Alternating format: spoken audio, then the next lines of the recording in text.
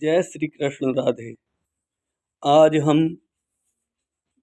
श्री विष्णु पुराण में प्रथम अंश के 16वें अध्याय का वर्णन सुनेंगे, जिसमें नरसिंह अवतार विषयक प्रश्न का वर्णन किया गया है।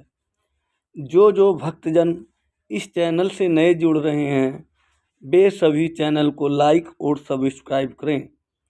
श्री मैत्री जी बोले, आपने महात्मा मनुपुत्रों के वंशों का वर्णन किया और यह भी बताया कि इस जगत के सनातन कारण भगवान विष्णु ही हैं।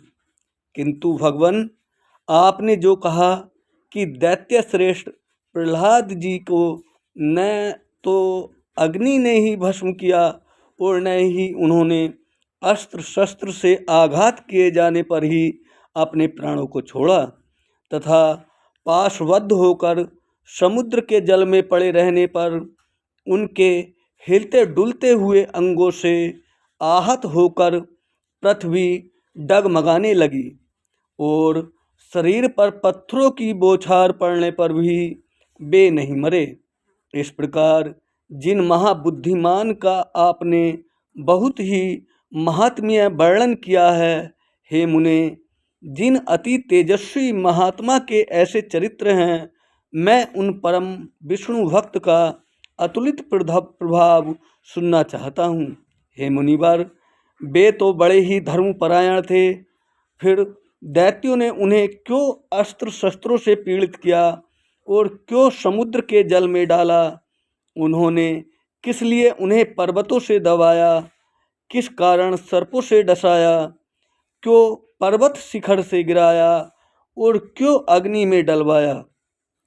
उन महादैत्यों ने उन्हें दिग्गजों के दांतों से क्यों रुंधवाया और क्यों सर्वशोषक वायु को उनके लिए नियुक्त किया?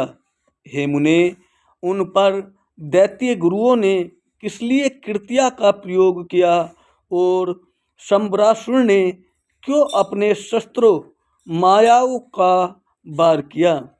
उन महात्मा को मारने के लिए दैत्यराज के रसाइयों ने, जिसे वे महाबुद्धिमान पचा गए थे, ऐसा हलाहल विष क्यों दिया? हे महाभाग, महात्मा प्रहलाद का यह संपूर्ण चरित्र, जो उनके महान महात्म्य का सूचक है, मैं सुनना चाहता हूँ। यदि दैत्यगण उन्हें नहीं मार सके तो इसका मुझे कोई आश्चर्य नहीं है, क्योंकि जिनका मन अनन्य भाव से भगवान विष्णु में लगा हुआ है, उसको भला कौन मार सकता है? जो नित्य धर्मपरायण और भगवद राधना में तत्पर रहते हैं, उनसे उनके ही कुल में उत्पन्न हुए दैत्यों ने ऐसा अति दुष्कर द्वेष किया। उन धर्मात्माओं, महाभाग, मत्सरहीन विष्णु भक्तों को दैत्यों ने किस कारण से इतना कष्ट दिया, सो आप मुझसे कहिए। महात्मा लोग तो ऐसे गुण संपन्न साधु पुरुषों के विपक्षी होने पर भी उन पर किसी प्रकार का प्रहार नहीं करते, फिर स्वपक्ष में होने पर तो कहना ही क्या है। इसलिए हे मुनि श्रेष्ठ, यह संपूर्ण वृत्तांत विस्तार पूर्वक वर्णन कीजिए।